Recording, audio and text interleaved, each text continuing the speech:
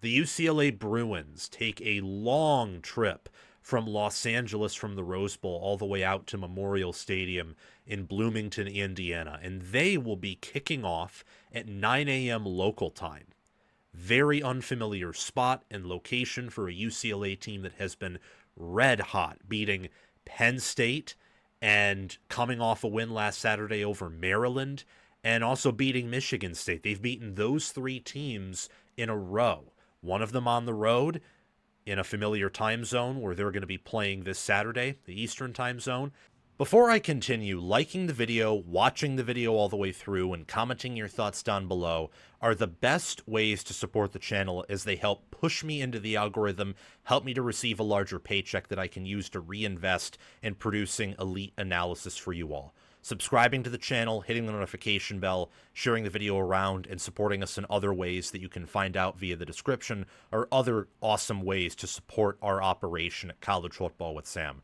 We are becoming the best. We want to be the best. Thank you all for making that possible. And two at home against a Maryland and Penn State team that analytically were thought to be great when they entered the Rose Bowl, and UCLA beat them up.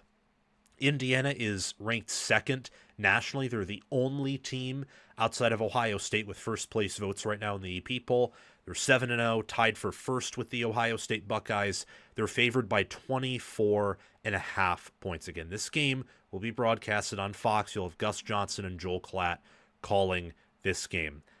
Can't wait for them to act like these two teams are on an even playing field here. This is not to throw shade or disrespect at UCLA, who we're going to be talking about first, but let's be real here.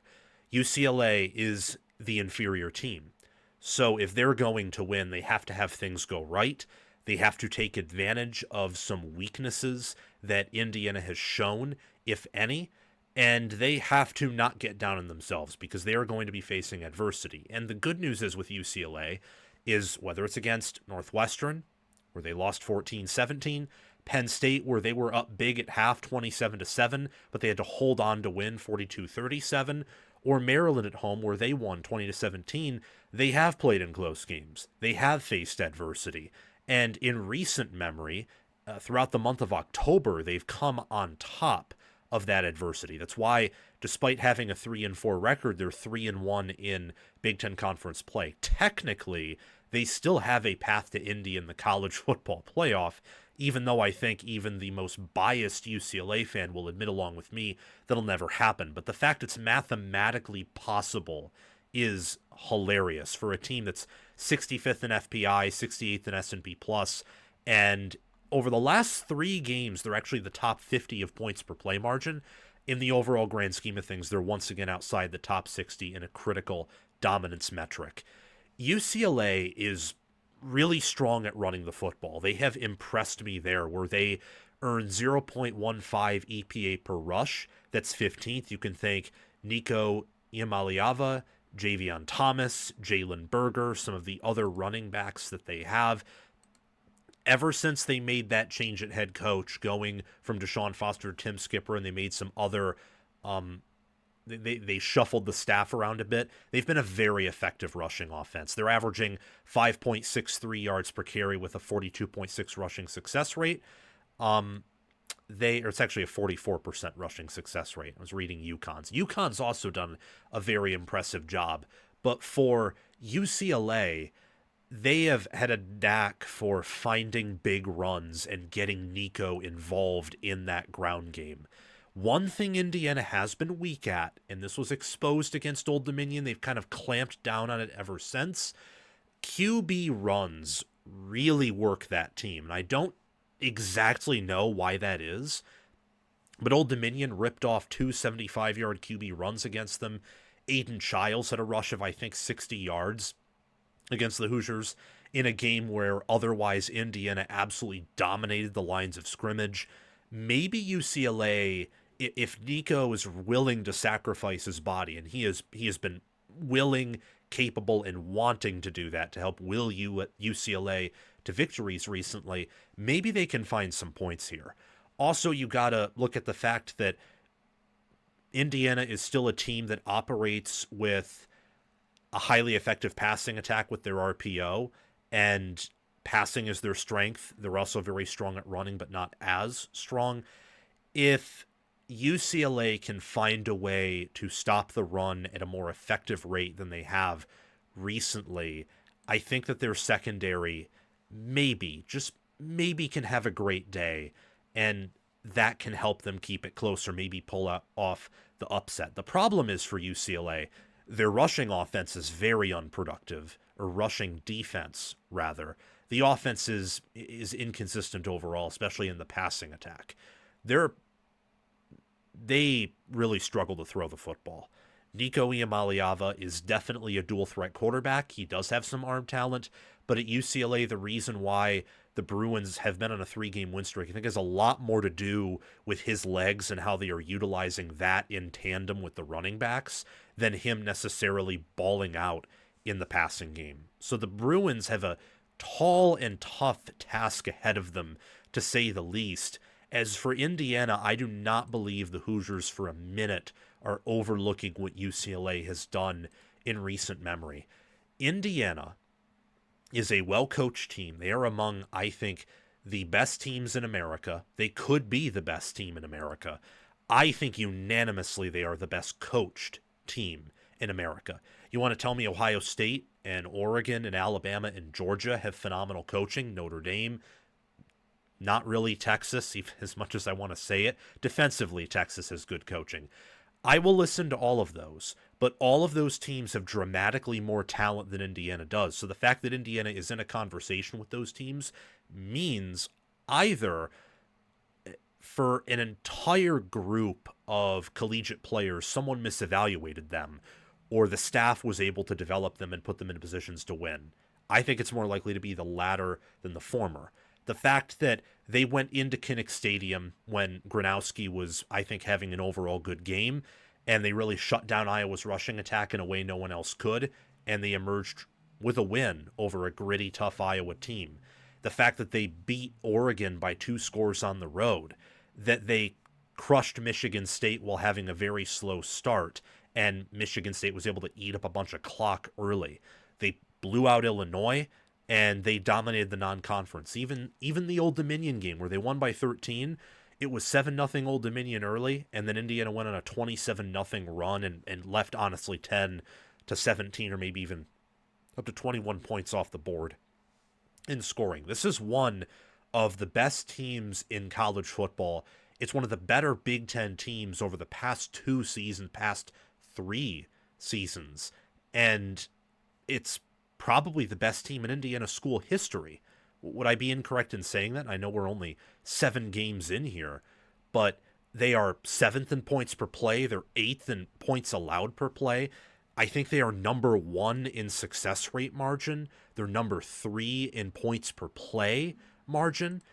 They have over a 10% havoc rate margin where they don't allow a bunch of negative plays. They don't give up the football that much. They don't give up many sacks or TFLs, and they force offenses to go through that hell all the time. They have upgraded at literally every position compared to where they were last year. They are better on the offensive line, wide receiver, tight end, running back, quarterback, D-line, linebacker, safety, corner, special teams. They are in every facet a better team than they were last year. Early on, I kind of thought that maybe Mendoza would have a higher ceiling than Rourke, but also a lower floor. It turns out he has a higher floor too. I mean, he's more accurate, he's more poised. He has an NFL future as a starter, where Rourke has an NFL future and currently is in the NFL as a backup. When you're 3rd in FPI, 3rd in S&P Plus, you're 3rd in points per play margin, having beaten and rather controlled a team who's tied with Ohio State for 1st in points per play margin on the road, may I add. I start to think that, you're in that conversation for being a national champion. And if not for priors, and priors are very important, do not get this mistaken, if not for priors, Indiana would be the number 1 team in America. Don't get that part mistaken. They were power rated to begin the year so far behind Oregon and Ohio State and Penn State that it wasn't even funny. They were power rated behind Michigan and USC in most early metrics and power ratings. I preseason power rated Indiana top 10.